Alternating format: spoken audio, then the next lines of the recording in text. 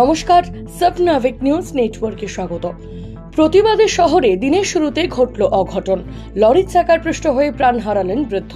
ঘটনাকে কেন্দ্র করে তীব্র চাঞ্চল্য ছড়ালো কেষ্টপুর সমরপল্লী এলাকায়।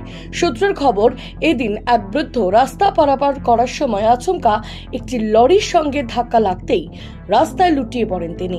চালক কোনো কিছু বুঝে ওঠার আগেই চাকার তলায় পৃষ্ঠ হয়ে যান বৃদ্ধ। মুহূর্তের মধ্যে চাঞ্চল্য ছড়িয়ে পড়ে এলাকায়। বছর ৬৬ বৃদ্ধের নাম প্রদীপ রায়। পরিবারের তরফ থেকে জানানো হয়েছে, ডাক্তার দেখাতে যাচ্ছিলেন প্রদীপ বাবু। তার আগে মন্দিরে নমস্কার করতে যাওয়ার সময় ঘটে এই মর্মান্তিক দুর্ঘটনা। উনি একটু ডাক্তার দেখাতে যাবেন, উনি সেই জন্য বাড়ির মন্দিরে ঠাকুর মন্দিরে প্রণাম করতে এসেছিলেন সকালবেলায়।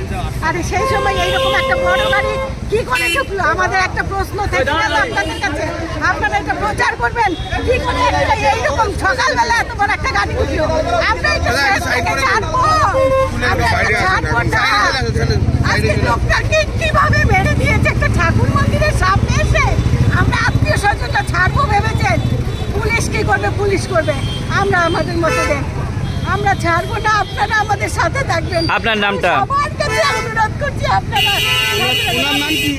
ওনার নাম প্রদীপ রায়, আশা গার্ডেনে থাকেন। আমার নাম সাগরিকা রায়, আমি অন্য জায়গায় থাকি, অমিয় টাওয়ারে। আমার জামাই বাবু। খবর পেয়ে ঘটনাস্থলে এসে পৌঁছায় বাগুইআটি থানার পুলিশ। ঘটনাস্থলে স্থানীয় কাউন্সিলরের প্রতিনিধিরা পৌঁছালে তাদেরকে ঘিরে বিক্ষোভ দেখাতে থাকে সাধারণ মানুষ। গোটা ঘটনাকে কেন্দ্র করে উত্তেজিত হয়ে পড়ে সাধারণ মানুষ।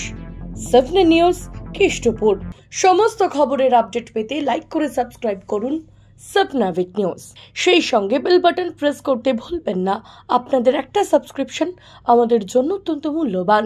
একই সঙ্গে ফলো করুন আমাদের হোয়াটসঅ্যাপ চ্যানেলটিও। জয় হিন্দ।